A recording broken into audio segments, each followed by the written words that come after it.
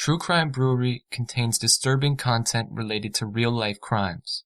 Medical information is opinion based on facts of a crime and should not be interpreted as medical advice or treatment. Listener discretion is advised.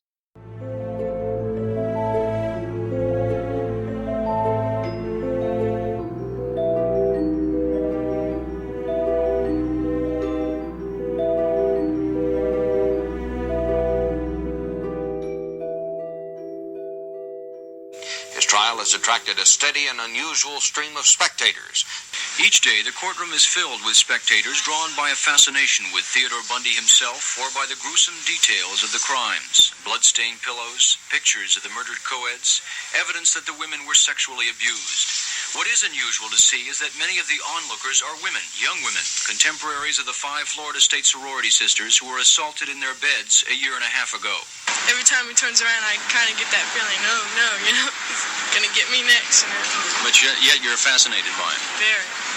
Every night when I go to bed, I just, I get very scared. I shut my door and lock him. I'm not afraid of him. He just doesn't look like the type to kill somebody. You try to imagine yourself in his place and to see how he's feeling, looking at the pillows with blood stains and everything, if he really did it or not. The trial has drawn women from as far away as Seattle, where Bundy is suspected of other sex murders. Why is this happening? According to one psychiatrist, it is a mixture of fear, intrigue, and in particular, sexual attraction. And so, yes, I do think this is, in an underlying sense, a sexual attraction, using that word very broadly for the moment. The young women themselves aren't too sure what it is that attracts them to the trial. Are you a little scared when you look at him? Yes, it scares me to be in the same room with him, but I know there's other people in there, so. Why do you do it? I don't know.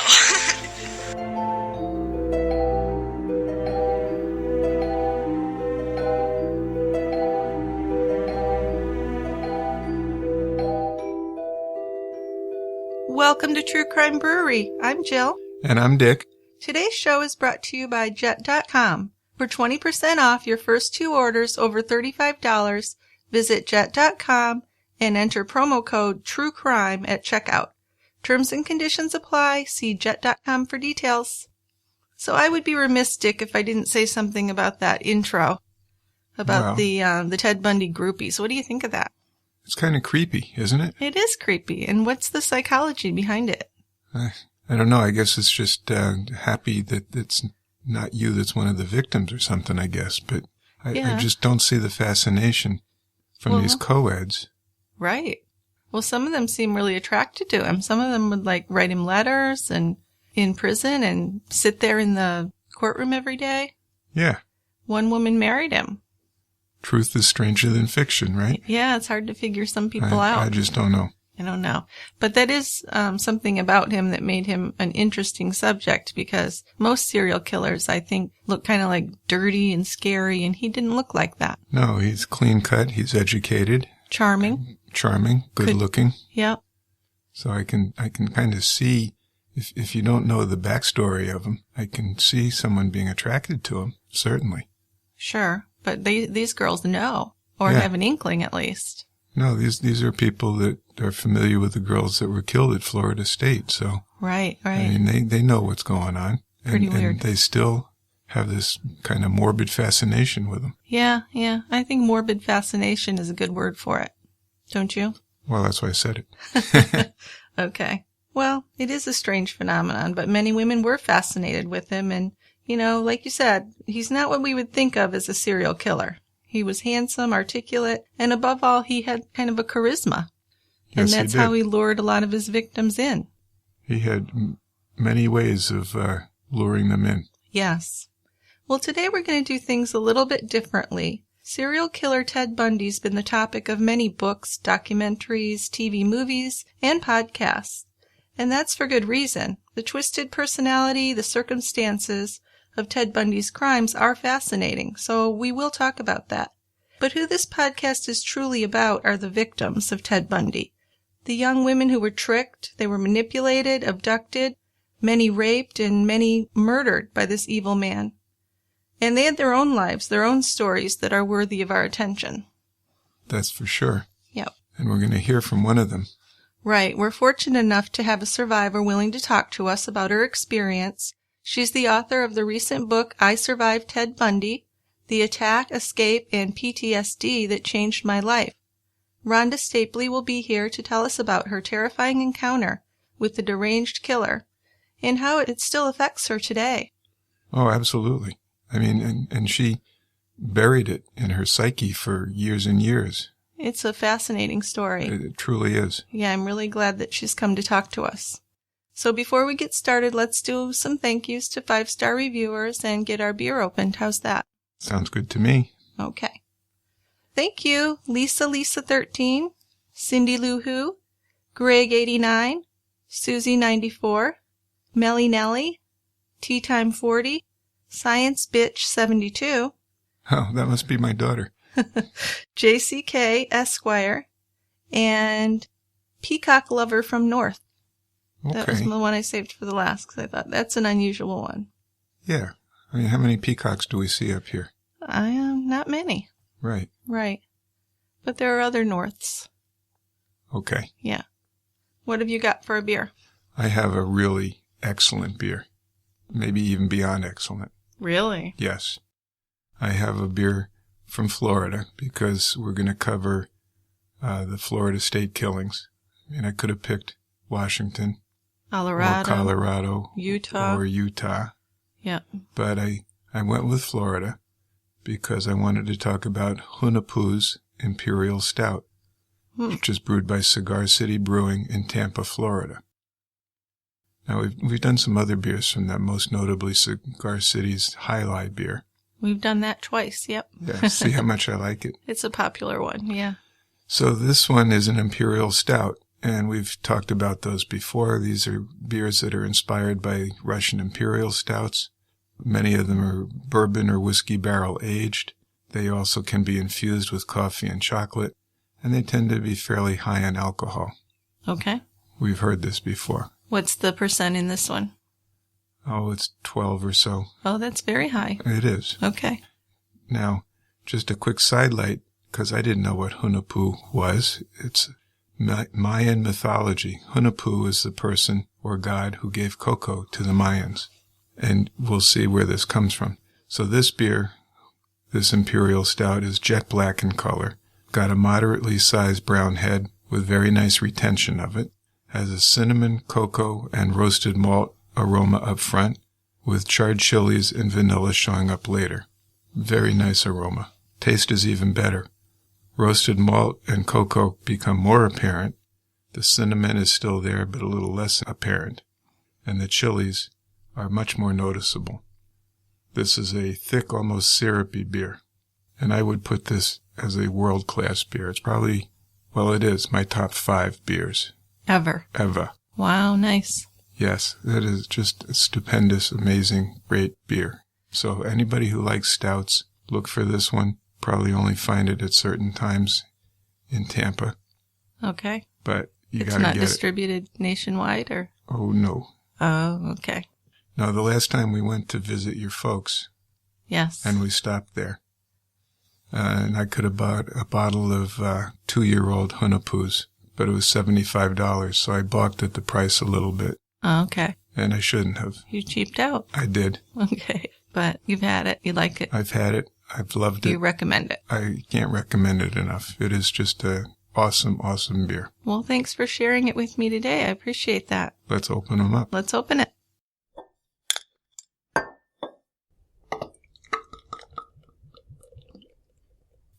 Okay, let's go down to the quiet end. I got the beers. I got the snifters. Okay. Did you notice that little incident down at the other end? I was just going to comment on that. Did you see what happened? I couldn't believe it. It was like a movie. No. I mean, here's a nice couple sitting there. It looked like a nice couple anyway, and she threw her drink in his face. She did, and stormed out of here like... Yeah, she was one pissed off woman. I wonder what he said to her. I don't know. It's always fun to try to imagine those things, right? Yeah, so yeah. I think they were breaking up. Well, he looks kind of sad now, but let's go on down and do a podcast. Maybe we can distract him a little bit. Okay, he might be happier listening to us than brooding about what might have been. Sure. Whenever I'm brooding, I like to just listen to a podcast. Especially one of ours. No. Or just listen to you talk. I always enjoy that. Okay. Okay. So let's go back to October 1974. The University of Utah's school year had begun in September, and Ted Bundy had recently moved from Seattle, Washington to Utah after his acceptance as a first-year law student. Back in January, a University of Washington student was attacked in her basement apartment.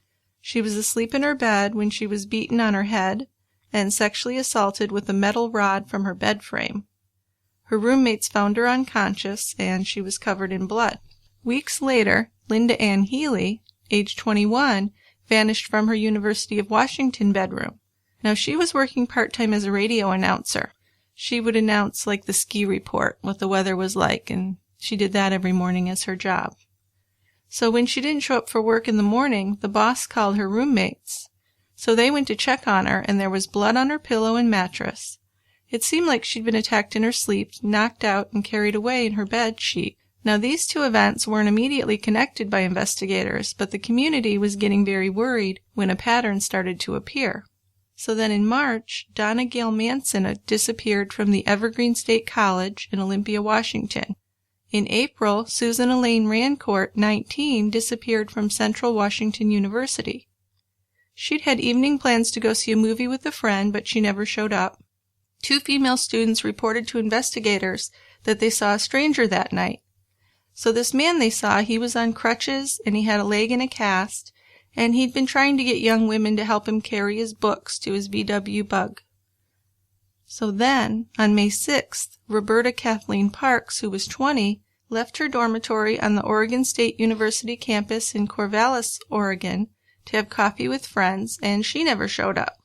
So I'm sensing there's a pattern here. They're noticing a pattern. There's, 4 that have disappeared? Something around there. Several.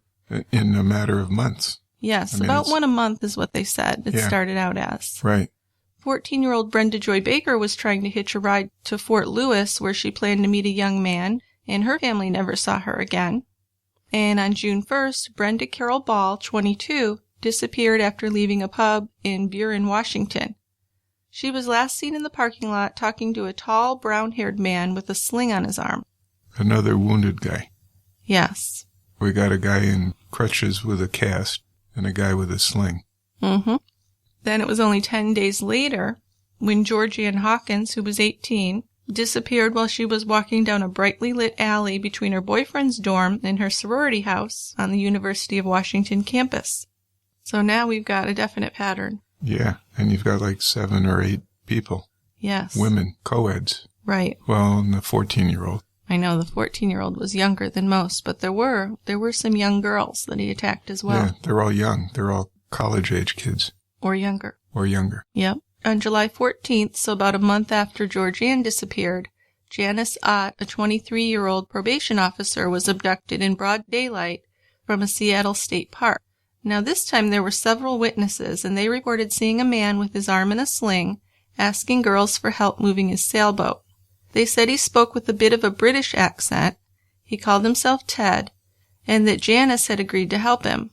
And she was last seen walking beside this stranger, walking towards the parking lot, pushing her yellow bike beside her.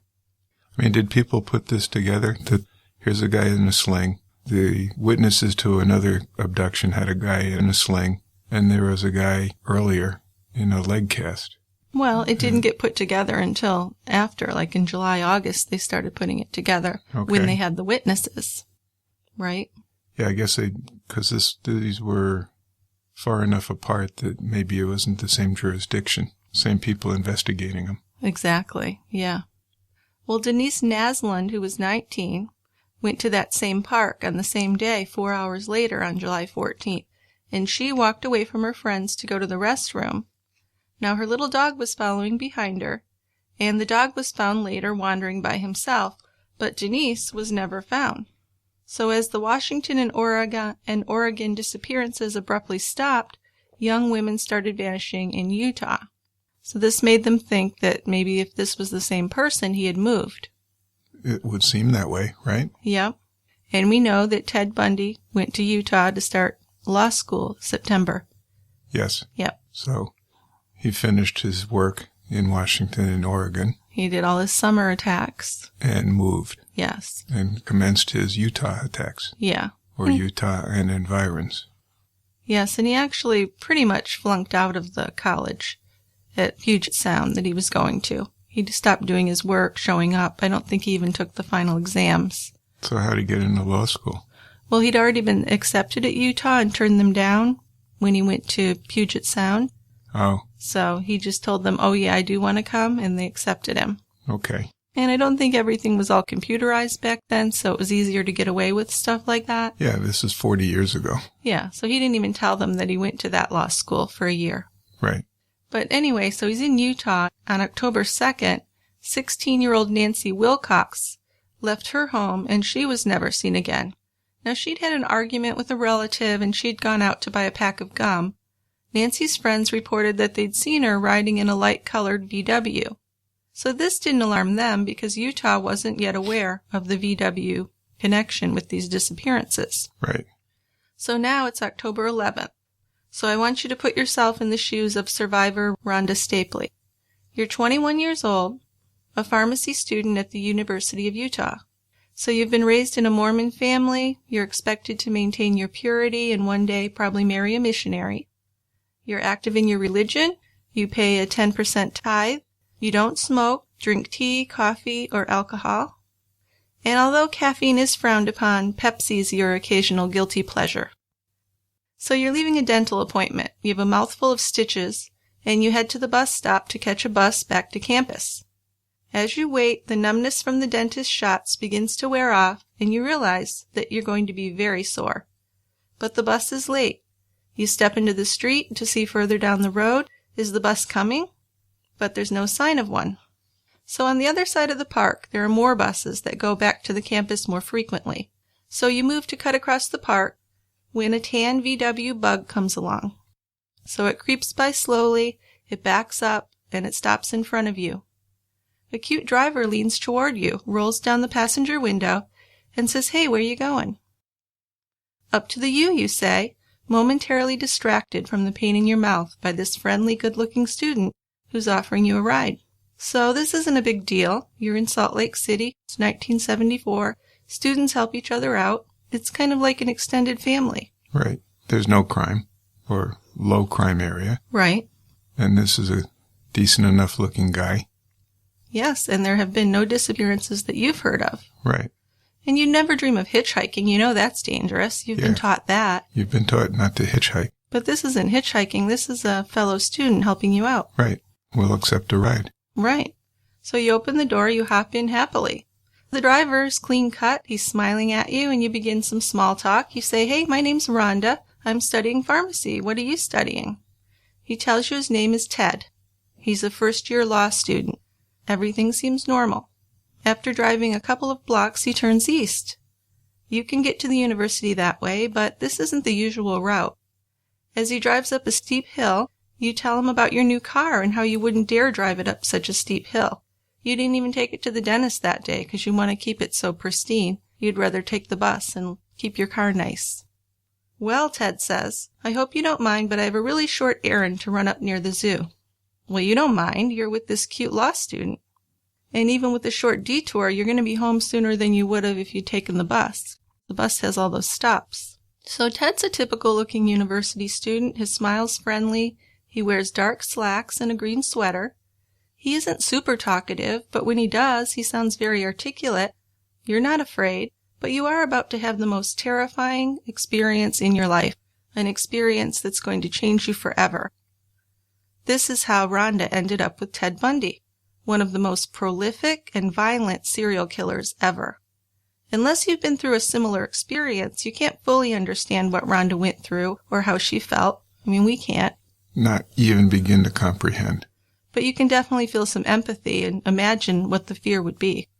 I would be so afraid I'd be cowering on the floor or something. I mean, this is just horrific. Yeah. Well, she had no idea that there was even a serial killer in Salt Lake City. Actually, back then they hadn't even come up with the term serial killer. No, that's more recent? Yeah. It used to be called a mass killer.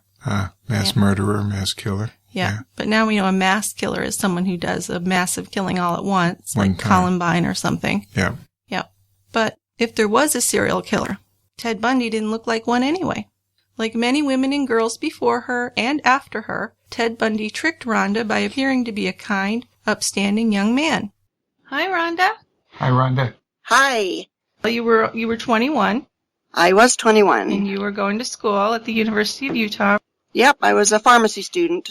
So it was 1974, you're in college, and you were pretty innocent. Can you just tell us a little bit about what you were like at the time?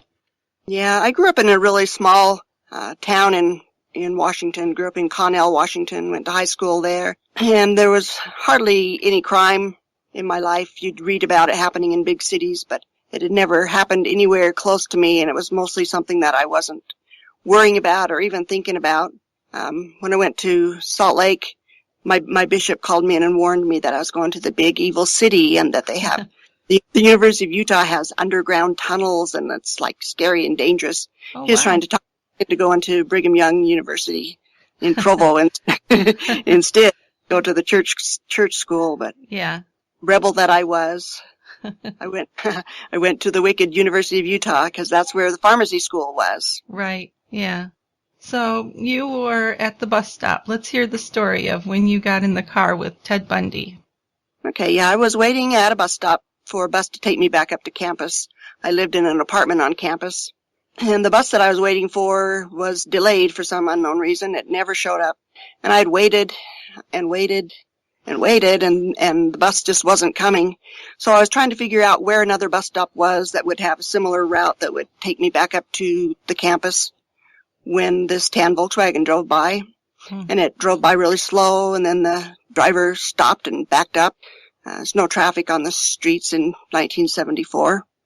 And he just leaned over and rolled down the passenger window and smiled at me and said, so, where are you going? And I said, I'm trying to get up to the U. And he said, me too, hop in. And so I opened the door and happily and cheerfully got in. So he presented himself as a student? Yeah, he was a student going back up to the university too, and right on his way, he could just drop me off and wouldn't be any inconvenience for anybody. And that's the way Salt Lake City was at that time. People helped each other and people looked out for each other. And if you were going the same direction as somebody, offering him a ride was not strange, and accepting a ride was not strange because nobody really seemed like strangers. Right. So you had no qualms about getting in a car with him. Right. This didn't feel like hitchhiking at all. Right. Everybody, including me, knew hitchhiking was dangerous. This felt like a friendly college student helping another college student. Absolutely. And he looked like a normal guy. And he looked like a student. There was nothing warning, threatening about him at all. Yeah. And was he actually kind of cute? Did you think, oh, he's kind of cute? He was kind of cute. He was dressed nice. His car was relatively clean for a college student's car, and when I got in, the door handle on the inside passenger's side was missing and didn't even, now that's kind of frightening, but looking back on it, but at that point, I just thought, college kid, college car. Yeah. I've had cars like that. It's just an old Beetle. So the handle was gone. Does it still freak you out to think that you were in the car with someone that did the things he did to women? Oh, yeah. Yeah. It must never go away, the feeling of how close you came. Well, because you weren't just in his car, you were actually attacked by him. Yep. Yeah. So you got in the car, and what happened? I got in the car, and he started driving towards campus, and we were just having a conversation like two strangers would have. I told him, my name's Rhonda, and I'm a student at the U. He said his name was Ted, and he was studying law. I thought that I was having a lucky day. What single college female would not like to meet a single college law student? Sure. And then he went a different direction than I thought he should go. Was the first thing that should have been a warning, but it really wasn't. Mm-hmm. And I says, why'd you turn here? I would have gone to this other street. And he said, well, I hope you don't mind, but I have a really short errand to run up by the zoo. And I didn't mind. I was with my brand new lawyer friend. So that didn't worry you when he said that. You were still thinking everything's fine. Yeah, everything's fine. And the university is not very far from the zoo, so it's not like he's taking me on a huge detour. Still sounds plausible. Yeah. And you had the long dark hair parted down the middle. Yes. Yeah. So you met his criteria of the girls he liked.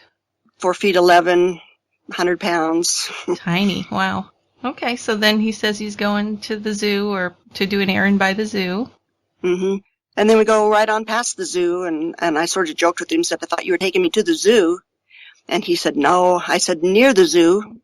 And we kept going. It became obvious that there was no errand to run, but it still wasn't frightening or scary in any way. Mm-hmm. It felt kind of just flirtatious. I thought he was just taking me for a car ride.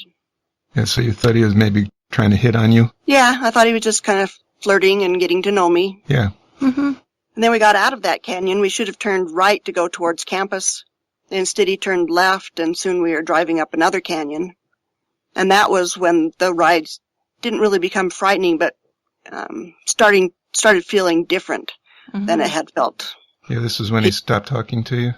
Yeah, he stopped talking to me and was just driving and slowing down around corners and looking for turnoffs. And I decided that he was going to pull off and want to park and make out, and that wasn't the kind of person that I was. Right. So you were feeling more awkward about having to thwart his advances than thinking you were in real danger at that point. Yeah, I thought I was just going to have to fend off a romantic advance, and that I wanted to figure out a way of doing that without embarrassing either of us. And, I wanted to be friends after we got out of the canyon. I just wanted him to take me home. So when did you start feeling like, wow, something's really wrong? After he pulled into a parking place and turned off the car, and then he leaned over, turned in his seat so he was kind of facing me and leaned in really close. Mm-hmm. And I thought he was going to kiss me. And instead he said, you know what? Just very quietly, he said, you know what? I'm going to kill you. And he started strangling me. And that's when I became frightened. God, I can't even imagine that. Wow. So he just took his bare hands around your neck. Yeah, it was squeezing and shaking me. Did he seem different then? Like his face changed? Oh, yes. His face changed, turned pure evil. People talk about eyes changing, becoming dark, and that's exactly what happens, almost like there's just solid pupil. Almost like has no soul. That you can look in eyes and see when little kids are sick or something. You can look at their eyes and know that something's wrong. They're not feeling really well. Yeah, they're not really there. Yeah, they're just kind of hollow and not there. His eyes were like that, except evil looking and not just ill looking. Wow. So he did attack you. We won't go into details, but you did manage to escape. And when you did escape, you didn't think to go right to the police. And I just wonder why you felt that way, why you felt like you just wanted to go home. I was raised I was very shy, and I was a very religious LDS girl, very naive about world things, and some of the teachings in our church were that things like morality and chastity and purity were the most important things that a young woman could have. Mm-hmm. And if it came to a choice of losing your virtue or losing your life, we were taught that it's better to lose your life. Wow. I didn't know and that. So I felt guilty and because I had lived and I hadn't given up my life and I had lost my purity and my value as a human being, I felt. And I felt embarrassed and stupid for having gotten in the car with some stranger in the first place. I should have known better than that. I felt embarrassed and ashamed and just a whole myriad of emotions and feelings that I was not familiar with, and I just didn't want to deal with any of it. Right. Because you were a virgin. Mm-hmm. I'm sorry that happened to you. It's awful. You kept this a secret for years and years. I did. I kept it a secret forever, for 37 years. And the trigger, I was interested. I mean, the manager at your job triggered the flashbacks. Yeah, because he had decided that he was going to clean house and get rid of all the existing employees at my store and start over with kind of a fresh slate, but he didn't really have a reason to fire me. And he spoke to me with the same anger and the same degree of violence in his voice, and even spoke the same words that Ted Bundy had used when I was, sitting on the floor in the canyon crying and begging for my life. And those words that he said just made it all come tumbling back, and I found myself in a post-traumatic stress disorder nightmare. So do you think when choosing your husband, how old were you when you got married? 25. Okay. Did you have a hard time dating and finding a husband that you could trust? I didn't really date very much. Mm-hmm. It seemed like every time I would, as time went by, things would happen that would, I'd start getting my life put back together, and then something would happen to tip it over again. And, for instance, when he would escape from Colorado, Colorado let him escape twice, and both of those times it just kind of put me back to square zero again, and I'd have to start rebuilding and making new friends and kind of starting from scratch. And when I met my husband, it just seemed like an opportunity to put it all behind me and start over, and that's what I used that opportunity for. I mean, you kept careful track of Bundy through the years. I did. I wanted to make sure he was somewhere safe. That must have been really difficult, finding out he escaped a couple times. Yes. So there was never a girlfriend or anyone that you confided to during all that time? No, there wasn't. There's a lot of reasons for that. You know, I thought that my mom would make me drop out of school and go home if she found out that bad things were happening in Salt Lake City. She'd yank me out of there. Sure. And roommates would treat me differently, and it'd be just strange and awkward. And I thought that if I went to the police, they would make me give them details that I was just too personal and that I couldn't have gone there. And then farther down the road, then it seemed like there's no reason to tell because the police know everything that I know after Carol Duranch had given the description of him in his car. Right, yeah. Right. And then farther down the road, I thought, you know, even after he's arrested and stuff, if I would have come forward then and said, yeah, I was one of those girls too, everybody would say, no, yeah, right. And it would be, you know, they would think I was lying or I was, you know, there's no reason to tell at that point because then he was arrested and in jail and supposedly safe until he got out of there and wasn't safe anymore. Oh, sure. I'm thinking more about telling for your own peace of mind to have someone to turn to about it. You never told your husband even, right? Yeah, not till later. So when you started talking with the doctor who helped you, I mean, it still took you a long time to confide in him. The therapist? The therapist. Mm-hmm. But he was pretty amazing. He seemed to help you a lot. Yep, he was amazing. I liked him. Yeah, and this was a guy you had met previously. Yeah, way back after when Bundy escaped from Colorado in 1977, that made me just brought back all of those feelings of guilt and fear and panic, and I took an actual overdose of medication at that time. And then I felt guilty about that because good Mormon girls are not supposed to commit suicide and stuff either. And so I called an emergency hotline and I got hold of this fellow, Dr. David, and he called paramedics and rescued me, and I didn't want to be rescued.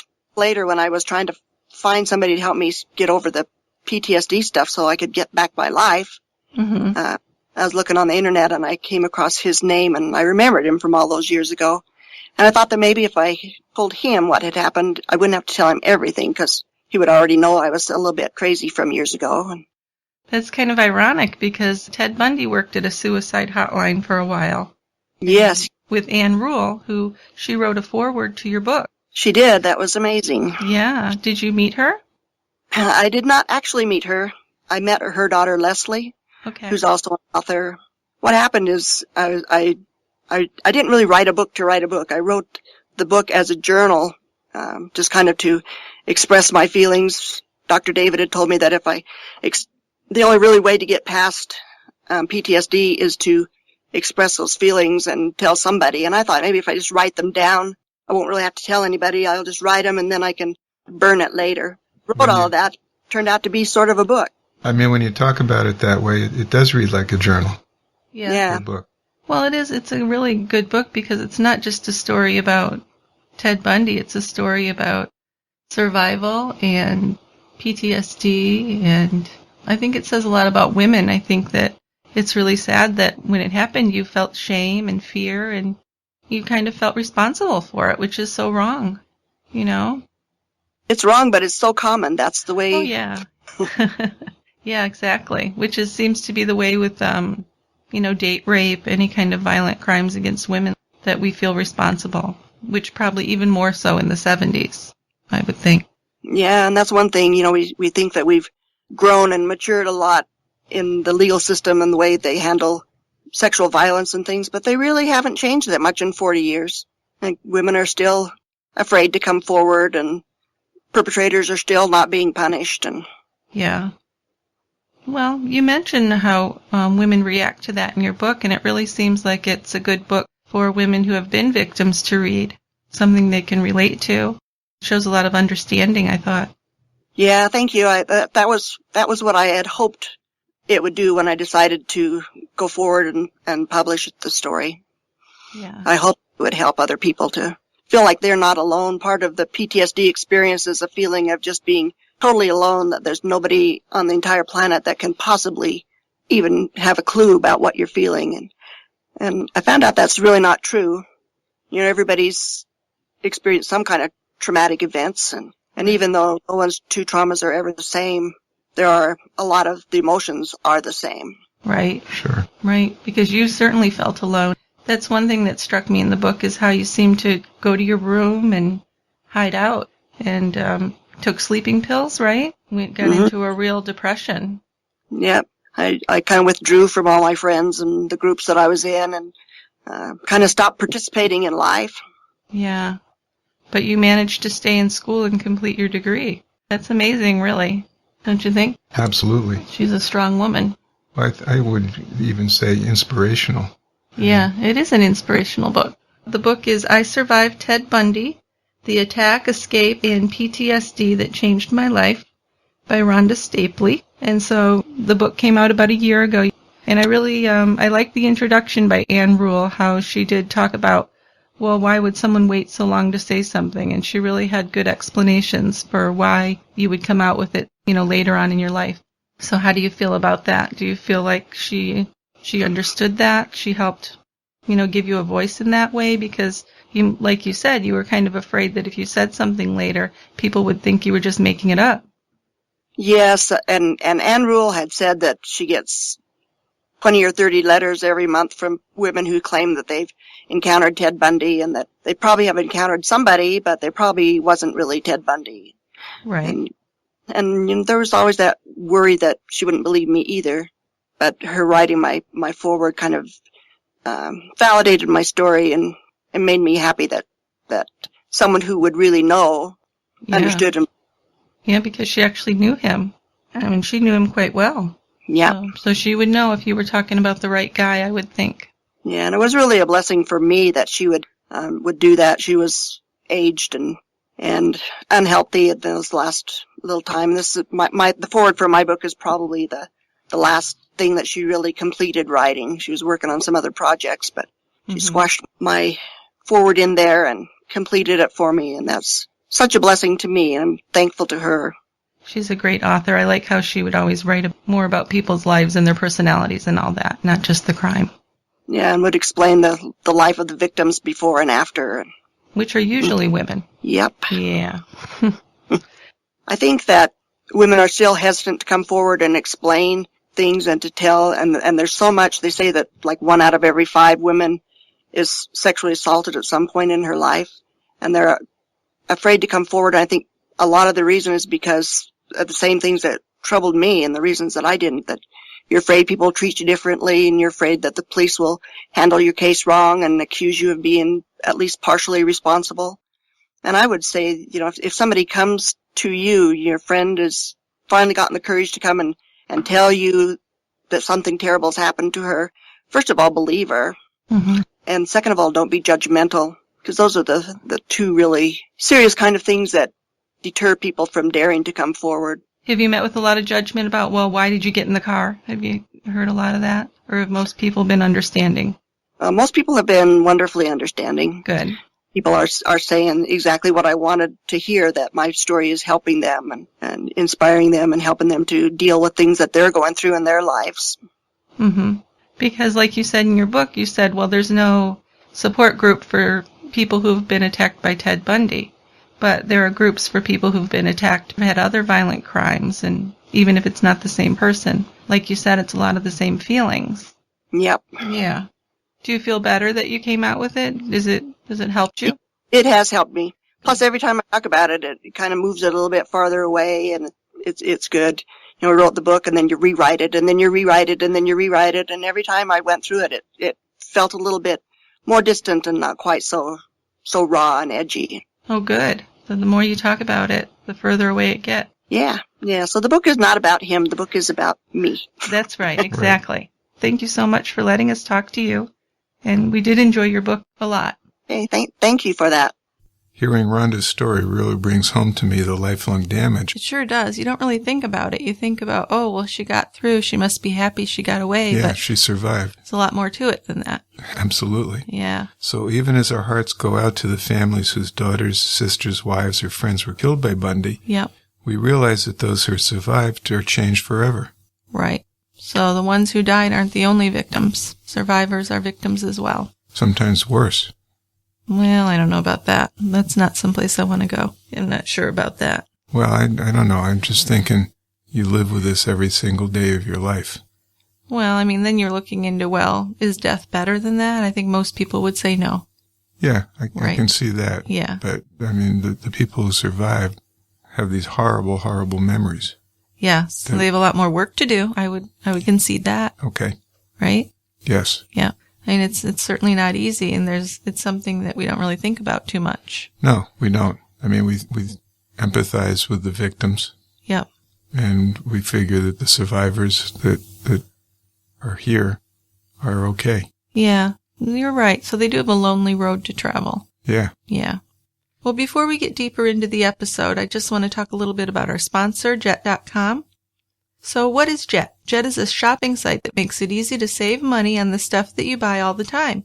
Now, we use it for food, toiletries, cleaning products, and many things that we just don't find at the local store. And one fun part of being a Jet head is that the prices drop as you shop. The more you add to your cart, the more you save. Also, we get free shipping on orders over $35, free returns within 30 days, and 2-day delivery. And this is all included with no membership or annual fees, so you get all the benefits without paying an extra price. And Dick has found Tofurkey on Jet.com, as well as what other finds have you had? Because he's our main food person. He plans the meals, gets the groceries. Well, my latest one is that I was searching for a vegan mayonnaise that we used to be able to buy at our local grocery store. That's right, and it suddenly disappeared from the shelves. Which was a bummer because we were all excited. Hey, Hellman's has a mayonnaise that's vegan. Yeah, I know. And then, boom, they take it away. And it's gone. Yeah. So I'm looking around, and Jet has it. Nice. And one of their competitors has it. But Jet's price is half the price of the competitor. Wow, so, really? Really easy decision, right? Well, that's something good to say about Jet. I ordered a bunch of them from Jet, and they arrived in the 2-day period, and we've got one in the fridge and several more waiting to be used. Yay. So good for you, Jet. Yeah, it's also great for those home necessities. I use it for shampoo, cleaning products, paper products, and the shipping is really fast and free. And the prices are competitive. The more I buy, the more I save. So it encourages us to kind of stock up on some things. Mm-hmm. So if you want to try Jet.com and get 20% off your first 2 orders over $35, visit Jet.com and enter promo code TRUECRIME at checkout. The terms and conditions apply. See Jet.com for details. So, Dick, we don't know what made Ted Bundy into a monster. I'm going to admit right now I don't know, right? Nobody does. No, but a lot of people have looked into it and tried to figure it out. Yeah. Well, I mean, if nothing else, he certainly was prolific. Yes. I mean, he was a busy guy. Isn't it terrifying? I'm just wondering. I mean, we have that first victim that they recognize in Washington. Mm-hmm. What about before? I mean, he had to start someplace. We're going to talk about that. I'm glad you brought that up. Okay. So there were signs when he was younger. Now let's start out and say that he was born out of wedlock. And back in 1946, that was kind of a big deal. So illegitimate births weren't socially acceptable back then, and premarital sex wasn't talked about. And there was really nothing for birth control, right? Was there? No. Nope. So Eleanor Louise Cowell was 22 when she got pregnant with Ted. And she said that she was seduced by a sailor who had impregnated her and left her to deal with it alone in her strict religious family. Now, abortion was illegal and not even a consideration, and she didn't want to put her baby up for adoption. So at 7 months pregnant, she entered a home for unwed mothers in Vermont, and she took her son back to her parents' home to live in Philadelphia. And this is where Ted learned to call his grandparents mother and father. Eleanor, who went by her middle name Louise, was referred to as Ted's sister. And there were other issues in the home. Ted's grandmother had severe depression and was treated with electroshock therapy. Sam Cowell, the grandfather, was a violent and frightening person. He kept pornography in the home. If his daughters overslept in the morning, he was known to throw them down the stairs. He had a really unpredictable and vicious temper. So this could have all added to what made Ted Ted. That's right. There were also rumors by family members and neighbors that Louise's father was Ted's father. So incest. Little incest. And this sounds like a really ideal household. Well, I know, but it seems like they were trying. It's not. Well, does it? I mean, we don't know that. Well, we don't know. Okay. What we do know is that this was a seriously messed up family. Yes. But we do know that he must have been loved because Louise wanted to keep him. I don't know that that equates with love. What would you equate it with? Maternal bonding or maternal duties. You don't. She didn't want to consider an abortion. Right, right.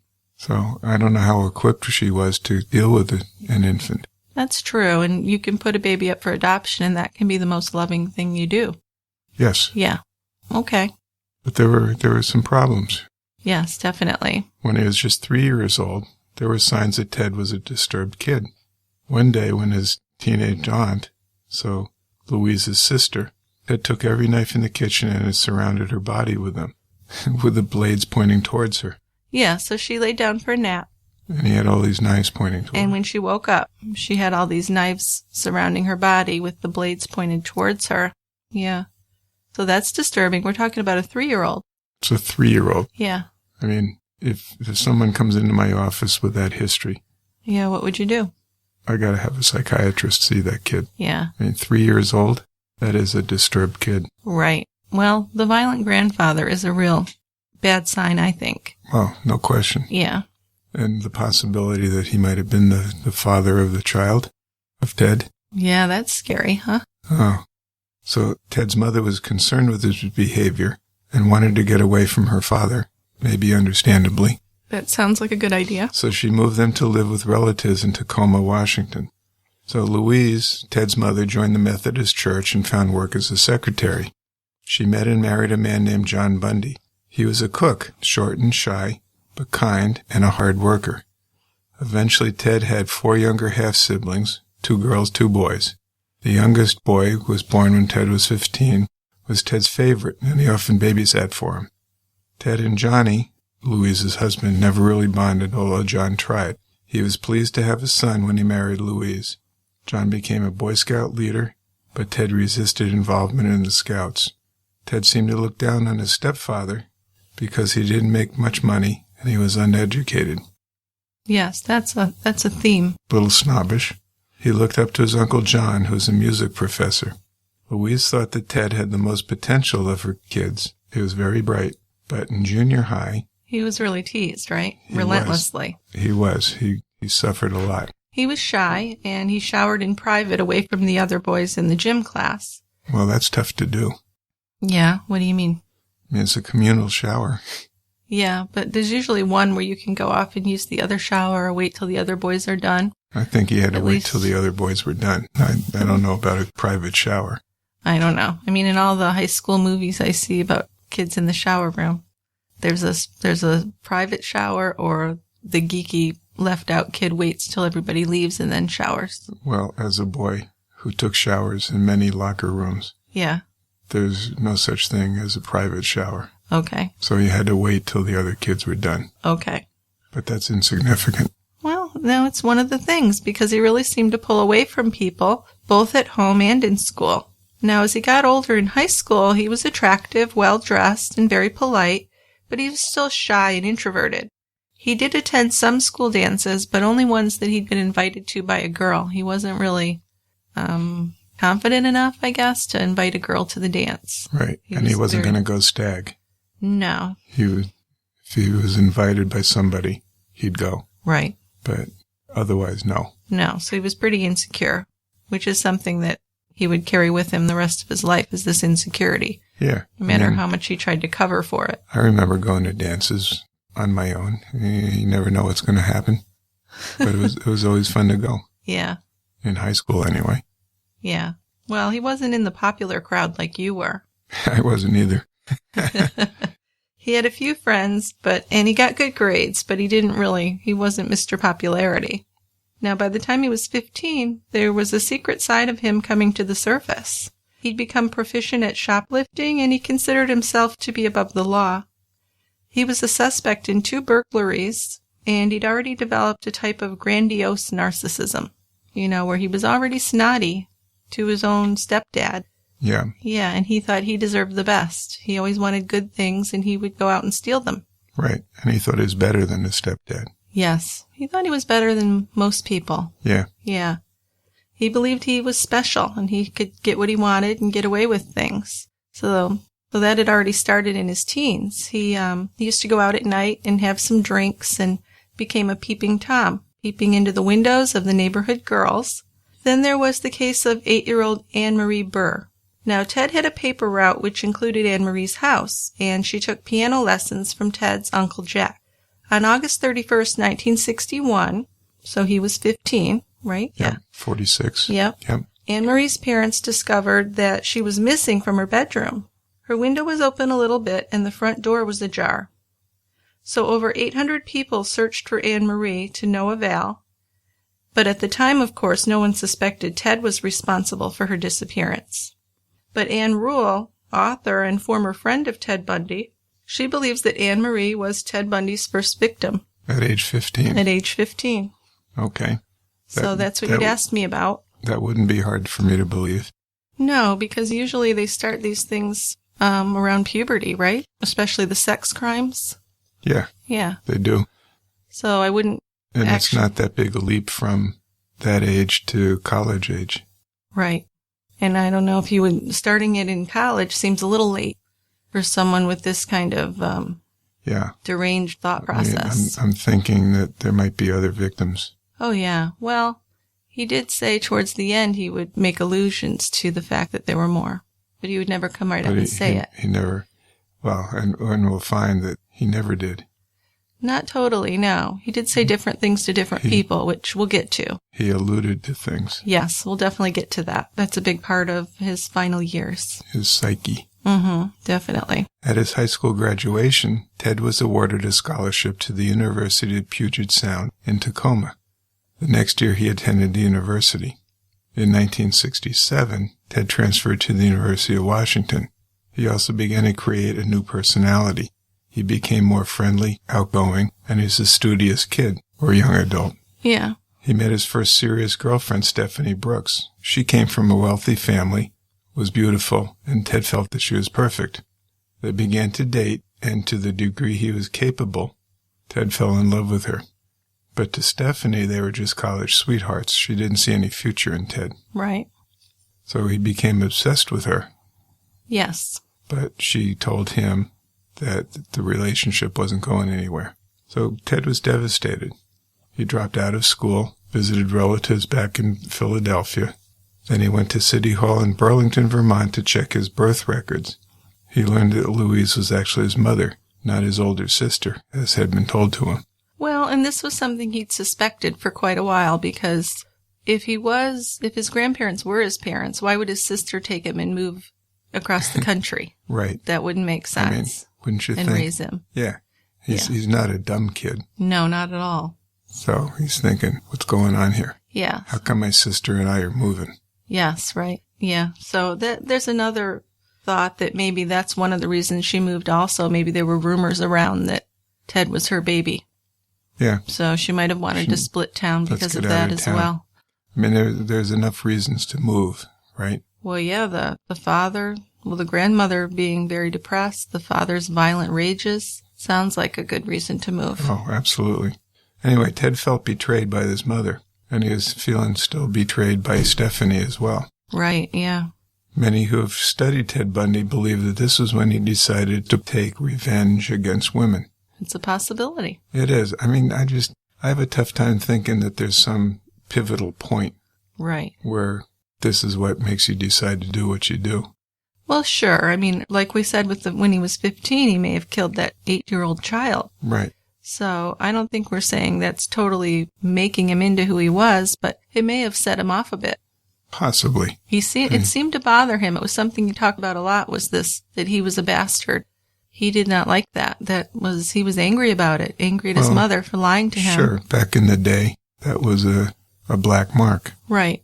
But still, I mean, I don't think it was that much of a point that made him into what he was. I think he was born that way. Okay. It's a legitimate thought. Right. So Ted returned to college, excelled in classes, majored in psychology. He kept his dark side hidden and seemed like a successful young man.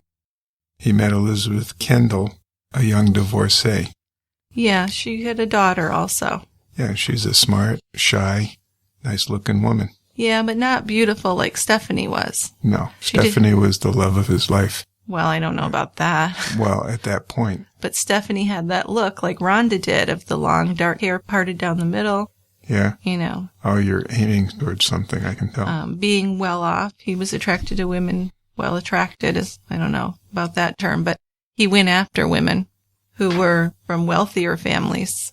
Yes. Right? So. Well. Stephanie was from a wealthy family. As much as he knew. Well, sure, he didn't know, but when you go to college girls, you think that usually they're at least middle class, right? Middle class girls. Sure. Yeah. Well, Elizabeth loved Ted, though, even though he didn't really seem to love her. The relationship seemed healthy from the outside, but he was secretly plotting some revenge against Stephanie, it turns out. He was secretly talking to Stephanie still, hoping to make her fall in love with him, because he wanted to hurt her as she had hurt him. So to enhance his image, Ted became involved in local politics. He began working at the Seattle Crisis Center Suicide Hotline, and this is where he met Ann Rule. And Ann thought he was a perfect, kind man. She actually said if he'd been a little older or a little younger, he would have been perfect for her or for her daughters as a marriage material. Wow. So he fooled her initially, too. Oh, absolutely. She was impressed with him. Huh. Now, in 1972, this new Ted Bundy met with his ex, Stephanie, while on a business trip to San Francisco, because she lived in California. So he swept her off her feet, and she did agree to marry him. But as soon as she thought they were engaged, he just started ignoring her. So he's getting his revenge. Yeah. And she tried to write to him and call him, and finally he answered the phone one time, and she said, "Ted, we need to talk." And he said, "Please don't bother me anymore," or something like that. Totally blew her off. So that's that. We're disengaged. Yes. She actually went to therapy over it. Really? Yeah. Well, anyway, just days before breaking up with Stephanie, he'd begun a series of abductions, rapes, and murders. So the multiple victims of Ted Bundy would resemble Stephanie Brooks, as I said. The 8 women disappeared from college campuses in the next 6 months in Washington, Oregon, and then Utah. So some of the victims had been stalked, when others were just in the wrong place at the wrong time, just a matter of opportunity. Now, the methods Ted used to stalk and capture his victims were to take advantage of their kindness, which makes me think of The Green Mile. Remember The Green Mile? I do. And he said... a great movie. Yeah. And a great serial book. And John Coffey said, he killed them with their love. Right. Right? That's what I always think of when I think of that. So he often used crutches and a briefcase or books to get the girls to help him to his car. He'd actually walk along and keep dropping his books or his briefcase. Well, he'd do things that would make him seem vulnerable. Yeah. So that the women would want to help him. Yeah, so he'd drop his briefcase, and then a girl would look over at him, and he'd give the smile. Yeah. And then he'd usually reel them in. But there was one woman who said that she saw him, and he dropped his briefcase a couple times, and she looked over and he smiled, and she was about to help him. And she said, but then I looked in his eyes. Oh. And I got totally freaked out and didn't go near him. Wow. So that's something, huh? So that woman was pretty into it. Yeah, she really saw it. Yeah. Which is something Rhonda mentioned about how his eyes changed. She did. So once at his car, he'd get them to the car, he would handcuff them or he'd just hit them over the head, and then he'd take them into the woods and assault them. And then after he would kill them, he would hide their bodies in the forest. But the really super creepy thing is that he would come back. Now, he said he went back to destroy evidence, but he also did things with the bodies. Now, there were actually some victims where they're pretty sure he took them back to his apartment and washed their hair and put makeup on them. After they were dead? Yes. Or at least unconscious. Okay. And then killed them. But I think he did actually once they were dead. So this is one sick puppy. So to the psychiatric experts who studied Ted, he was a unique sociopath, a combination, they said, of two types of serial killers. So he was a sexually sadistic killer, but he was also a necrophilic killer. So this is having sex with dead bodies. He did that, which is something the Green River Killer did as well. That's right. Now, in the meantime, though, he was seemingly having this normal relationship with Elizabeth. But, later on, she would confide to investigators that she'd noticed some strange things about him that she just kept kind of putting to the back of her mind because she really loved him. So he had tied her up a few times for sex, and once he had choked her to the point where she thought she was going to die. Well, I can see kind of the tying up part. Yeah. But choking to near death, that's a deal breaker. Yeah, right. Isn't it? It would be for me, yes. Yeah. Now, Ted also had a habit of disappearing at night and sleeping during the day. So this was a real focus of his behavior, as he would go out at night around stalking, and he did that back in his teens when he was a peeping Tom. Go out, have a few drinks, and then he'd get kind of loosened up, and he would go peek into windows. Mm-hmm. And then as he got older into his teens, he said that he would actually go into houses and sneak around while people were asleep. Oh, jeez. Yeah. And then he eventually went up and hit a woman over the head on her front porch. But the first time he did it, I guess he freaked out and ran away. So he was he didn't just all of a sudden kill somebody. He worked his way up to this, which makes more sense to me. Well, absolutely. I don't think you just wake up one morning. I mean, you don't wake up and say, today I'm going to go abduct somebody, rape him, and kill him. Right, right. He's worked to that point. Yeah. Well, in the way that he would tell it, almost like it was a separate part of him. Like it was the entity would come out. And there'd be times when the entity was dormant or when it was active. I don't know how you feel about that. I think that's kind of a bullshit explanation. Okay. But I think it is kind of an addiction that he may have fought against. Possibly. Well, once Elizabeth found a box or a case of unidentified keys in Ted's closet, just a bunch of keys. She thought that was weird. Yes. She also found crutches, and she found a box of plaster of Paris in a bathroom cabinet. And he never really gave her a good explanation why he had that. Well, he couldn't. No. Well, witnesses who'd seen Ted trying to pick up women at a park where two women disappeared came forward to police, and a sketch of the man was circulated. He told some of the women that his name was Ted. So, to me, it's odd that he told them his real name, but I guess if he was feeling pretty sure he was going to kill them, it wouldn't matter. Right. I mean, it doesn't. I mean, he told that to Rhonda. To Rhonda. Yes. That his name was Ted because he was planning to kill her. Yeah. It doesn't matter. Right. But it did work against him when the girl escaped from the mall. Oh, yeah. Yeah.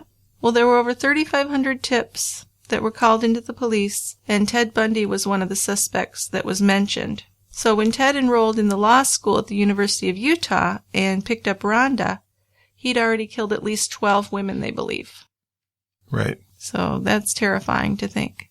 Well, and the difficulty is that it happened in different jurisdictions, so nobody could put all this together. Right, and this is before we had a system, which I think we have a better system now. Yeah, I think we'd be able to recognize it now. Yeah. But back in the 70s, no. Right, it was all very separated. So it ended up that Ted was identified by a woman who escaped. Right. Who wasn't Rhonda.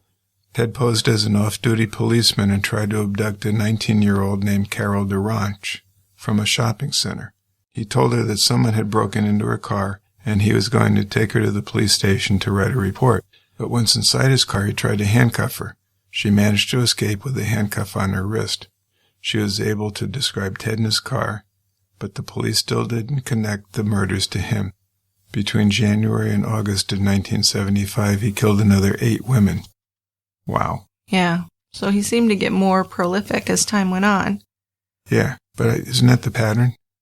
I mean, I'm not a psychiatrist, but when you're doing things like this, it accelerates. I would think it's like any addiction. You need more and more to get the same thrill or whatever they get from it. Yeah, I would so. think that's probably true, yeah. I mean, by the time he was in Florida, he was in a frenzy. Well, he attacked 5 women in one night. Yeah, but we'll talk about that. Right. Or you'll talk about that. So early in the morning of August 15th, 1975, Ted's car was pulled over for driving erratically. Car was searched, and the Utah trooper found a bag with a crowbar, handcuffs, and a ski mask. So he was arrested for suspicion of burglary. After going over his gas receipts, police noted his locations matched some of the missing women. He was brought in for a lineup where Carol DeRanche identified him. Yeah, so that was a big step forward. So in February 1976, Ted Bundy went to trial for attempted kidnapping. He was found guilty and sentenced to 15 years in prison. While he was in jail, investigators were able to link him with the murder of Karen Campbell in Colorado. So we haven't talked about this person. No. But this is one of his forays. I mean, he went to ski resorts and stuff. That's right. Yep. And he killed did that people. Too. Yep. In April, he was transferred to Colorado to await trial. Yep. Yeah. He fired his lawyers and got permission to defend himself, too. Right. Brilliant move. Yep. So after 2 months in the Colorado jail, he jumped out a 2-story window and escaped. So, as Rhonda said, that was a terrifying time for her, knowing that he was on the loose. Can you imagine? I mean, because she was following this stuff pretty closely. Yes, of course. And finds out that the guy who abducted her and almost killed her had escaped. Yes. I'd be terrified. And he was out for 6 days before they found him. So then on New Year's Eve 1977, he shimmied through an air duct from the top of his cell to the jailer's apartment and out into a blizzard. And this time, this was his second escape, he fled to Florida. So when he went to Florida, he grew a beard and he changed his name to Chris Hagen. And he spent his time on the Florida State campus in Tallahassee, got a room where students lived. So on January 15th, just 2 weeks after his escape, he entered the back door of the university's Chi Omega sorority house just after midnight. He bludgeoned, raped, and killed Lisa Levy and Margaret Bowman. Then he beat and almost killed roommates Kathy Kleiner and Karen Chandler. So that same night, less than a mile away, he broke into the apartment of Cheryl Thomas, savagely beating her and leaving her to die. But she did survive. So this is like a frenzy. Yes. I mean, something happened. Or well, maybe not. It had just been a while, I think. But geez. He'd been in jail for a couple months, and then he'd promised himself, when I get to Florida, I'm not going to break any laws. I'm just going to enjoy my freedom. And seems like he kind of exploded. It does. Yeah. I mean, because he was getting more active in doing what he was doing. He was, yeah. But it was one at a time. Yeah, he'd been luring them in one at a time. I mean, this was just like going in and beating them in their sleep. A frenzy. Yeah. So I wonder what was going on. I don't know. I kind of feel like it was that he had been building up, and then he'd been in jail for a while where he couldn't do it. Yeah. And he got out and he just couldn't hold it in anymore. I don't know. I think that's reasonable. Yeah. Yeah. But it's definitely, he was really getting out of control. Yeah, for sure. Yeah. It was only 3 weeks after that he killed the 12-year-old, Kimberly Leach. So she was a junior high school student, really friendly, cute, outgoing girl. And Kimberly was abducted, assaulted, and killed. Jeez. Yeah. So he was a busy guy in Tallahassee. That's right. So on February 15th, 1978, he was pulled over by police for driving a stolen VW Bug. He liked those. He tried to escape on foot, but the officer brought him into custody. So at first, the Florida police didn't know that they had Ted Bundy in custody. Yeah, because he had an assumed name. Right.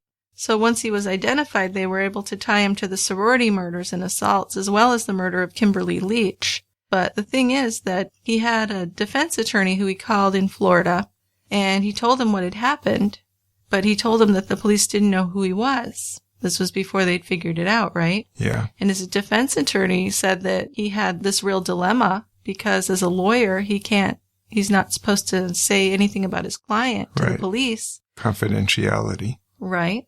But he's got this serial killer. What do you do? He said, well, I really couldn't tell them that it was Ted Bundy. Really? I thought if you had evidence that some horrible crime was committed, you could break confidentiality. I doubt it, because don't defense attorneys know horrible things that they still defend people? That's true. Never mind. Yeah, I think once they're your attorney, they can't. So in his book, which was interesting also, he talked about that. But then Ted decided to act as his own defense attorney again. And Ted's smarter than everyone else in the room. That's what he thought. I mean, it was like a show for him. He really seemed to enjoy it, didn't he? Yes. According to some jurors, they got a really frightening look at who he really was beneath the charming facade. As he was questioning an officer on the stand about a murder scene at the sorority, he was asking the officer for more details of what he'd seen in the bed. And in his eyes and in his voice, the jurors could see and hear this excitement building up in him that he got from hearing about the crime scene. Like he was kind of reliving it as he talked about it. Oh, that's just so perverted. So creepy. Yes. Yeah. The jurors actually, if you watch the video footage, you can see the jurors kind of lean back in their chairs away from him. Yeah, I'm sure. I'm sure it was totally Get me freaky. away from this guy. Yeah. Yeah. Well, it only took 2 weeks for him to be found guilty, and he received a death sentence. But it would be 9 years and countless appeals before he would be executed. Yeah, but that's the norm for death cases. I mean, 9 years really isn't that long. That's quicker than a lot of them, right? Right. Right. In an act of desperation, he said that he would give the detectives details of his crimes if they gave him more time. So this was a ploy he was using with detectives and lots of different people. Like, I'm going to give you more information. Right. And he was going to help them with the Green River Killer. Right. Out in the West Coast. Yep. Which didn't turn out to be really valuable advice, but I guess he was trying anything to stay his execution. Yeah, well, he reached out to, is it Keppel? Yeah. Yeah. And he went and talked to him. And they would go over the murders and things, but he would really just kind of toy with him and not give him all the details. Yeah. I mean, Ted always tried to have the upper hand. He sure did. So he really didn't admit to any of the murders until the day before his execution. He did admit to some. So it was on January 4th, 1989, at 41 years old, that he was executed by the electric chair. Now, the tragedy here, of course, are the families who live in grief because of the crimes that he committed. And the struggles, like we said, of the women who survived, like Rhonda.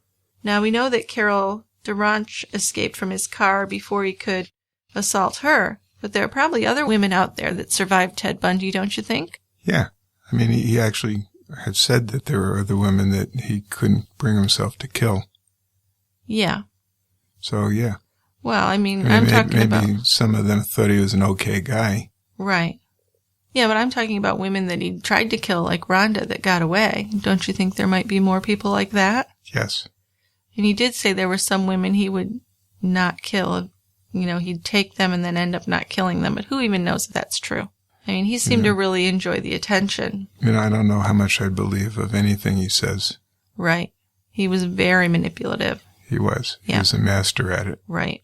So his attorney I was talking about, John Henry Brown, he wrote in his book, The Devil's Defender, that Ted confessed to him the murders of over 100 women and one man. John also told Crime Watch Daily that he had arranged a plea deal for Ted Bundy with authorities in Utah, Oregon, Colorado, Washington, and Florida, where Ted could get life with no parole if he just agreed to confess to all the murders. But he didn't do that? No. Well, he figured death was preferable to life without parole? Well, maybe. I mean, according to this John Henry Brown, he thought that maybe Ted had a bit of a death wish, because before Ted went to Florida, he'd asked his attorney, where would you go? Where would you be most likely to get the death penalty, he said. And the lawyer said Florida. And that's where Ted went. Or Texas. Yeah. Well, the lawyer said Florida. Yeah. But before he went to Florida, he did go to Michigan. He was in Ann Arbor around the University of Michigan for a while. Did he kill people there? Not that we know of, but he certainly could have. Yeah. Yeah. People disappeared? We don't know. We don't know. Not that I know of, but he was up there. He thought it was too cold and he left. So Okay. I don't think he was there very long. It was after his escape, so he was on the run. Yeah. Yeah. So I guess if you're on the run, you don't want to be someplace cold. Right. No. I guess not. No, but anyway, this Although the first time he was on the run, he ended up where? In Utah. Yeah. Anyway, that attorney thought that he went to Florida because of the death penalty. I don't know. So he was looking to get found out and killed. Well, maybe, but the thing is that then he kind of wanted to put it off, so I don't know. Yeah. I mean, if that's the case, he would have said, yeah, I killed over 100 women. Right. Well, but saying you want the death penalty and then actually being there about to get it are two separate things as well. I suppose. You might act differently. And on the other hand, Ted Bundy really played a lot of games and tried to manipulate his death sentence and get it postponed more than once, right? I'm not sure he really wanted to die. We don't know. I don't think he did towards the end. He didn't seem to. He seemed pretty freaked out by it. I know he had to be helped over to the chair, they said. But once he got in the chair and he was strapped in, he seemed to relax. Yeah, well, I guess he recognized the inevitability of what was going to happen. Yeah. But still, I mean, if he wanted to die, he would have confessed, I think, to all the murders. I mean, I don't know how much credence I put into his lawyers saying, oh, yeah, I confessed to killing over 100 women. Well, what do you mean? You mean he lied to the lawyer? Why? He lied to everybody else? True. Well, yeah, totally. I'm not saying anything he said is really believable, but he did offer to share his information about the murders in the name of psychological research, which to me makes a little sense. I would like to know more about this, what makes someone like this, to help with the future, to prevent it. If that's the case, did he share that? Well, he did, but in a very manipulative way. Yeah, so that's useless. I mean, he mostly talked about it in the third person. If you listen to the tapes with Keppel, he's saying, well, this is what he did, and this is what he would do. Right. A lot of that. I mean, so I don't know how much I'd believe him. Right. Yeah. On the night before his execution, Bundy spoke with Dr. James Dobson, who is an evangelical Christian psychologist, to explain that pornography was at the root of his psychopathy. This is one more attempt by Bundy to delude people. Anyway, in the interview, Bundy claimed to have had a normal and happy upbringing until he was exposed to porn and became obsessed with sex and violence. Most who have studied Bundy don't believe this to be true. Me either. No, well, the thing is that this guy that interviewed him, Dobson, he had his own agenda. Right. He wanted to use Ted as the poster boy for pornography to scare people away from it, to start to create new laws against decency laws and kind of take us all back to get away from freedom of speech. Right. And Dobson is a fairly well-known guy. He has a bit of a history. Yes. So when Bundy was arrested in Florida, the only porn they found in his car was cheerleader magazines, which weren't at all pornographic. Right. He admitted to being fascinated with detective magazines when he was a boy. These magazines were quite violent and depicted beautiful women being tied up and threatened. Oh my God, have you seen these? I had never heard of them before, so I went online and checked them out.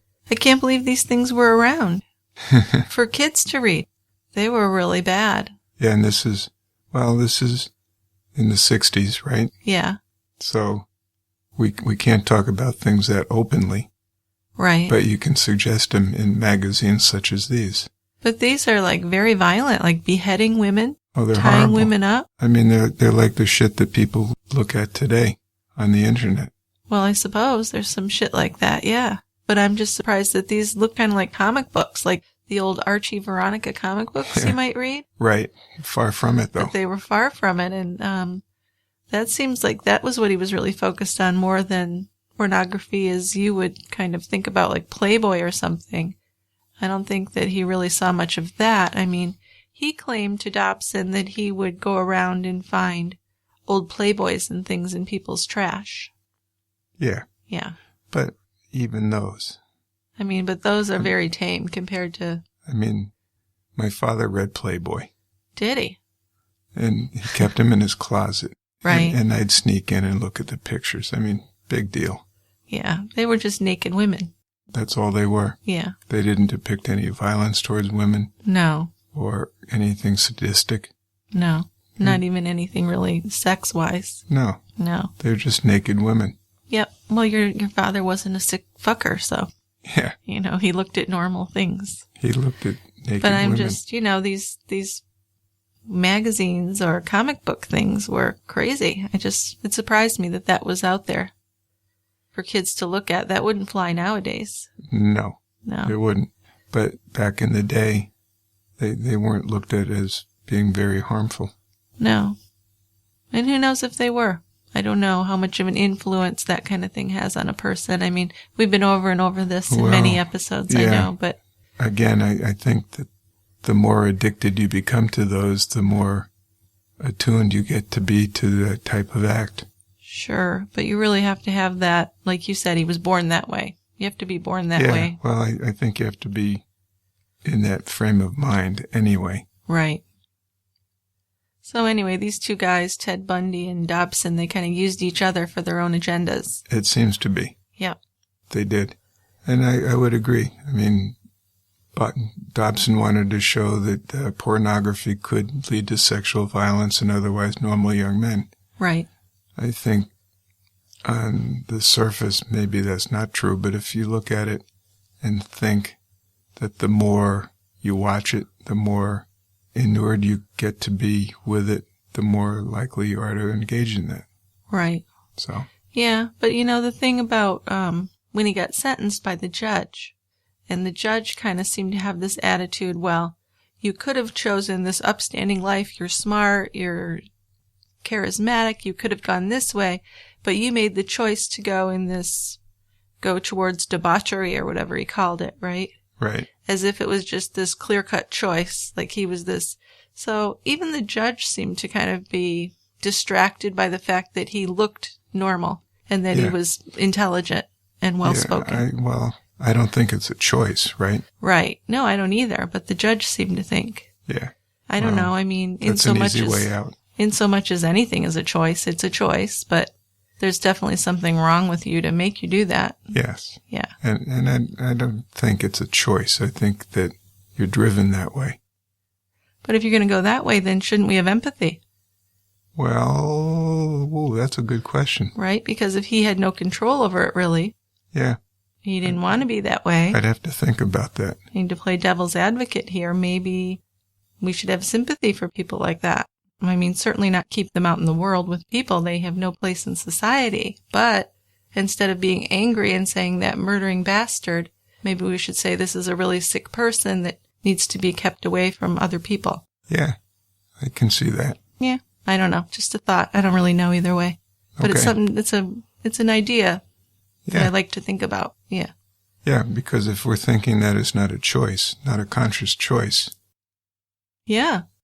Then it's like a heroin addict or something. Right. Right. Not that we have any great therapeutic interventions for it. No, I mean, same thing with pedophilia. Right. Probably no one chooses to be a pedophile, but it doesn't make us like them or want to keep them out and around us. Exactly. Right? So. Right. Anyway, if you have an interest in learning more about Ted Bundy and his victims and survivors, we recommend Rhonda Stapley's book, I Survived Ted Bundy. We also recommend Ann Rule's book, The Stranger Beside Me, and John Henry Brown's book, The Devil's Defender. Of course, there are dozens of books of these crimes. Yeah, we've literally. Yes, literally. But these are probably the top three. There was another one we read. What was the other one we read? I don't remember what it was. But there was a fourth book we read. Yeah, there's another one. But there are zillions of them, yes. I'm sorry. We're slighting whoever wrote the last book. That I know, right? We're not mentioning you too. But anyway, those are the ones that I found most helpful. Yeah, I mean, The Stranger Beside Me, you really get the whole story. Yes. I mean, Ann Rule always does incredible research. And then with Rhonda's book, you get a whole different aspect of, what it was like to be on the other side of it. I mean, of course, we didn't talk about it on the podcast, but in the book, she goes into some grueling details of what he did to her. It was really violent, brutal attack. It was. So it gives you he was going to kill her. Oh, yeah. It seemed like what he would do is kind of strangle and hit them over the head to make them unconscious, the women, do things to them and repeatedly do that and kind of get some kind of pleasure. And then kill them. Yeah. Yeah. Almost like toy with them for a while. Yeah. Because she'd been unconscious a couple times. Mm-hmm. Yeah. So, I mean, the details are just really frightening when she talks about the attack. Oh, I can't even begin to imagine. Yeah. And then The Devil's Defender by the attorney, that gives you the whole other aspect, the legal aspect. So that's why I picked those three to get three separate viewpoints on the crimes. And I think they were well chosen. Yeah. Okay. Well, before we get to our feedback segment, I'd like to talk a little bit about what we've got going on with our Team Tie Grabber. Let's hear it. Well, it's a great way to support this podcast, first of all. At tiegrabber.com, you can sign up for as little as $2 a month. We have 3 tiers, $2 a month, $3 a month, or $5 a month. And for your contribution, you receive access to our premium feed of members-only podcasts. We recently released our episode on Diane Downs, who was accused of shooting her 3 children because the man she was in love with said he didn't want any kids. So this was a really kind of, I don't know, what kind of story would you call it? And it was disturbing. More than disturbing. I can't wrap my mind around people that want to kill their kids. Yeah, it's amazing. It's a special kind of evil. And particularly because they're in the way. Right. You know? Yeah. I mean, Jesus. Yeah, that's crazy. Well, and I liked in that one your talk on histrionic personality. Right. So the mnemonic praised me for histrionic. That was pretty cool. And also, we correlated the symptoms of her behavior from her childhood and talked a lot about what would make someone do this kind of thing. It was eerily similar to the case of Susan Smith in our episode Forsaken that we did back in February. Now, before that, on the members-only feed, we covered Bart Whitaker, who was a college student, or he said he was a college student. Yeah, a putative college student. Right, and he plotted out the murders of his mother, his father, and his brother. Ended up killing his mother and his brother, and his father survived. And his father actually forgave him. That was an interesting part about this story, is his father was very forgiving. He's just delusional. But I'm sorry. I don't have any empathy for that. For the father? No. No. You know, they found religion. And then we also released the episode a while back on the torture and murder of Sylvia Likens, and this is one of our oldest cases from way back in the 1960s. It was this girl that lived in a family that was poor, and they would travel around working for carnivals and things, and at some point they farmed out their children to different people, and they let Sylvia and her sister live with a neighborhood woman, and Sylvia just ended up being tortured and abused in that home, and to the point where she died. Yeah, horrible death. So that's a horrible story. And also we did the milkshake murder of Robert Kissel, who was poisoned by his wife, and then his brother was killed a little while after that, so the Kissel brothers. Yeah, but the poisoning wasn't what killed him. The head trauma with a blunt object was what killed him. No, the poisoning wasn't what killed him, you're right. I mean, but it made him go to sleep, so she could bludgeon him. Poison him so she could do what she wanted to do. Right, well that's why they call it the milkshake, because the milkshake had the poison in it. And actually, a friend of his was over the house and drank some of it, too. Yeah, and he passed out and slept for the next 20 hours or something. Right. So those were some milkshakes. They were. And also coming up for our members only, we have a multiple episode project on the murders of Nicole Brown and Ron Goldman and the O.J. Simpson trial. I've talked to the guy who gave us the interview down in California, Adam, the O.J. tour. Yeah, that was fun. Well, maybe fun isn't the right word, but Adam was pretty cool. He was. He gave us a lot of information. Well, he and his friend who run the tour are trying to save up their money to get a white Bronco, whatever year it was that OJ's was in the chase, to use for their tour. I think that's a cool idea. Yeah, that would be. I mean, the tour would be a lot better if you were in a Bronco. No kidding. It's like the Breaking Bad tour when they use an RV. I mean, it fits, right? It does. Yeah. Maybe we could drive on the 405. Well, I think that should be part of the tour, absolutely. Yeah. Yeah. Yeah. So anyway, I'm going to interview him for one of our members-only episodes. Okay.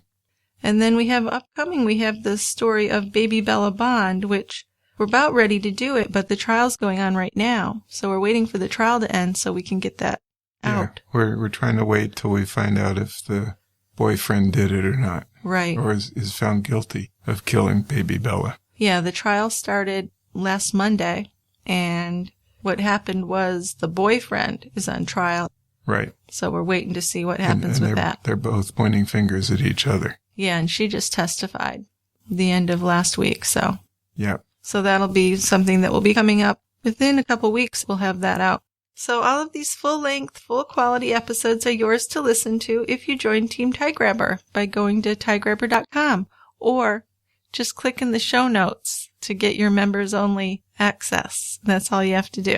And thank you to everybody who has joined so far. It's been great. If you really enjoy True Crime Brewery podcasts, you might decide that subscribing and getting these members-only ones is a good deal. Also, you can follow us on Twitter at TiegrabberPods and on Instagram, TiegrabberPodcasts. We're also on Facebook. And we still have our brewery shop, Some new t-shirts have come in, so if you want a t-shirt for the summer, you can buy one on our website. Well, and also for the summer, yeah, when you're at the beach or something, and you have an urge to open your beer. An urge? You have an opener that fits in your wallet. Yeah. Or your bathing suit pocket. Right. And you can do that. That's handy. And then put your beer in a koozie or something so nobody knows that you're drinking beer. And right. There you go. Okay. Good advice from a beer expert. I've studied this for many years. Okay. And just a reminder about our sponsor, Jet.com. Visit Jet.com and enter promo code TRUECRIME at the checkout for 20% off your first 2 orders of $35 or more. And that will include free shipping. Terms and conditions apply. Go to Jet.com for more. And when we come back, we'll be doing feedback. Feedback. I'm ready. I've got dreams to remember. I've got dreams to remember.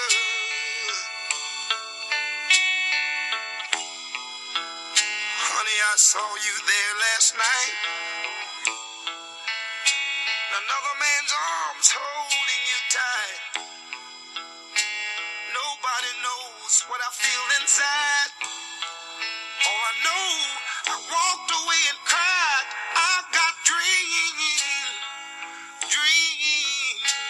to remember. Listen to me.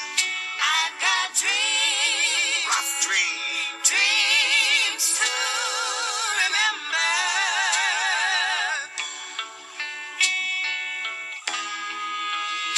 I know you said he was just a friend, but I saw him kiss you again and again. These eyes of mine, they don't fool me. Why did he hold you so tenderly? I've got dreams to remember. Listen, honey. I've got dreams. Rough dreams. Dreams to remember. Welcome to feedback. So I'm going to go with the first one. We've got 2 from YouTube on the episode marked absent, the disappearance of 7-year-old Kyron Horman.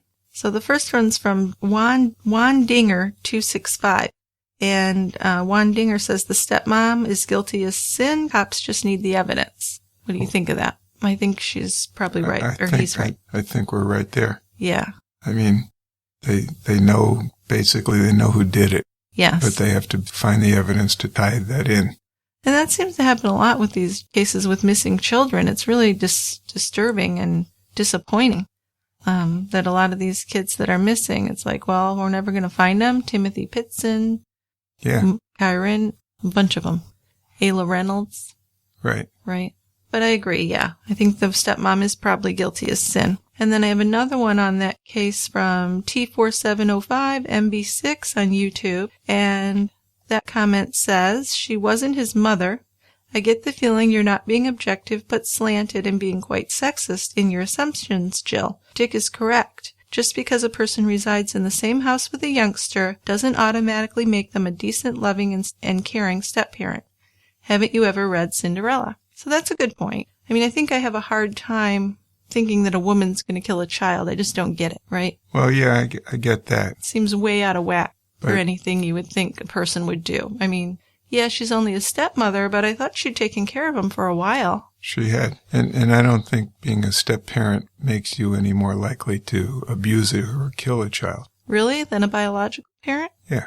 I thought if it was your biological child, you'd be less likely to abuse the child, or am I making assumptions there? I think there's assumptions there. Oh, okay. But all right. Anyway, I mean, I think, again, we're back to the same thing. The evidence all points towards her. It does. Yeah. But it's just hard. I don't understand what her motive was. Who would? Yeah. I don't know. Okay.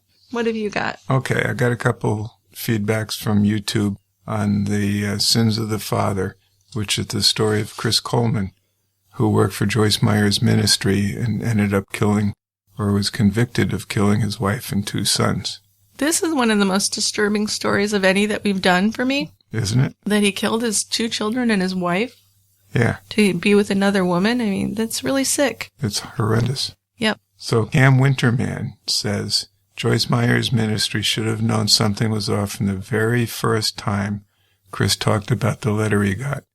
It's so obvious that it was totally off. The alarm bells should have been going off for everyone in that ministry that knew the very first time he got a letter, and they should have taken his computer to find out the truth. This is a tragedy of true judgment. I was shocked how much Joyce blinked and looked possessed in her deposition. I was very disturbed by it. She's disturbing, I feel. Sorry, but I do. She disturbs me. Well, I think some of that is our feelings on those types of ministers. Televangelists. Right. Yeah. So we'll leave that alone. Okay, so even if we leave that alone, I think one of the problems was that he was the head of security. Right. So he didn't have really a boss that was looking over it. But in that vein, I'd say, why didn't the police, when they reported it to the police should have checked IP addresses and things. Well, absolutely. Right? And looked into it more. Yeah. Especially leaving it, he left actual written letters in his front mailbox. Were those fingerprinted? I can't remember. I don't know. I don't know either. But still, it seems like they weren't entirely forthcoming. No, and I had my doubts about his girlfriend, too, if she was kind of knowing about it. How did you feel about her? Well, I thought she had an idea. Yeah, I did, too. Yeah. Okay, then I have another one on the same case from Suze Jensen, who says, this guy is a psychopath for sure. I watched Dateline on 48 Hours, and his parents are real dipshits. It's no wonder he turned out like he is. However, I do think that they now think that there are issues in the brain and that these people are hardwired differently than the majority of us. Yeah, we would agree with that. Yeah, I mean, we've said that lots, yeah. Coleman was interviewed in prison after he had been convicted, and when she asked him if he did kill his family, he of course said definitely not, and that he had no idea who did it, although he had been racking his brain trying to figure it out. Yeah, right. Sure. Then he says, I just have to forgive the person and give it to God, and he laughs. Oh, nice. Yeah. Nothing about we need to find the real killer, or... That helps religion, doesn't it? Yeah, that's not good. Since rigor mortis had already set in, that destroys his explanation right there. They could not have been killed in the hour he had been gone, and already had rigor mortis set in. No. That takes at least 3 to 4 hours. Well, that was one of the big things that tipped him off. Well, yeah. Yeah. It just the timetable didn't fit. No. According to the prosecutor, that fact could have been the whole case, and I agree. His parents should be ashamed and kicked out of their leadership roles in church. Well, whatever. Yeah, well, the parents were, I don't know if I'd say dipshits, but they were definitely in denial. They were in denial, and then they might have even I don't want to say encouraged, abetted him in some way. What do you mean? They professed his innocence. Yeah. Even in the face of overwhelming evidence to the contrary. True, but I mean, it can be hard to think that your own kid would do something like that. Well, I can see that. So I kind of can see that. I'm thinking they look at the evidence and say, well, yeah, our son did it. Yeah. Well, and maybe they have by now. Maybe. You know, sometimes it takes time to absorb that kind of horrible thing. Yeah, and I don't know. It's something I haven't ever had to deal with, fortunately. Thank God, yeah. So I don't know how I'd react if I was certain that my child had done something horrendous like that. Right. How would I do that? I don't know what you do.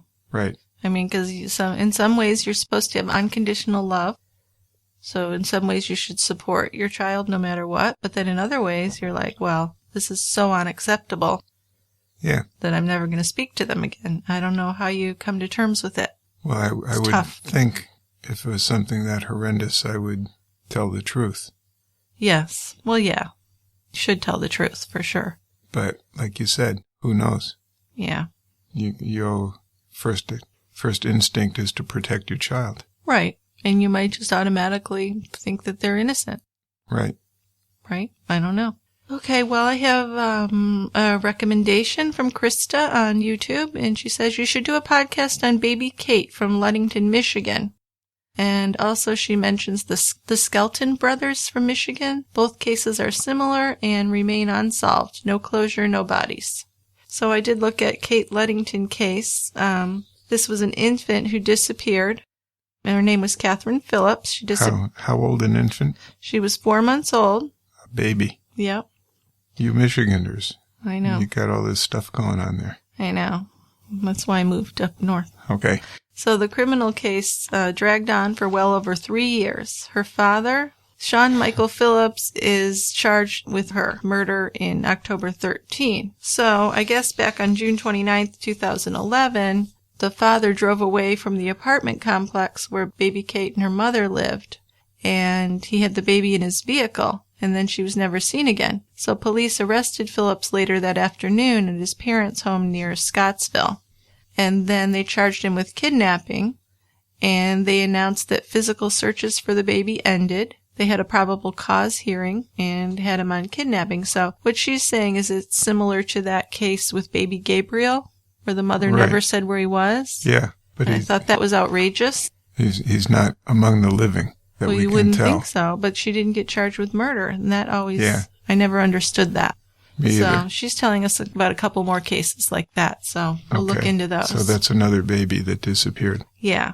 And then there's another abduction of a child case that was recommended by Wanda from Tennessee, and she tells us about the Chad Choice case. Chad 8 was snatched from his bed while he was sleeping in his home where he lived with his family in 1991. His older sister told police that her house keys had gone missing the day before, and she recalled leaving them by the back door.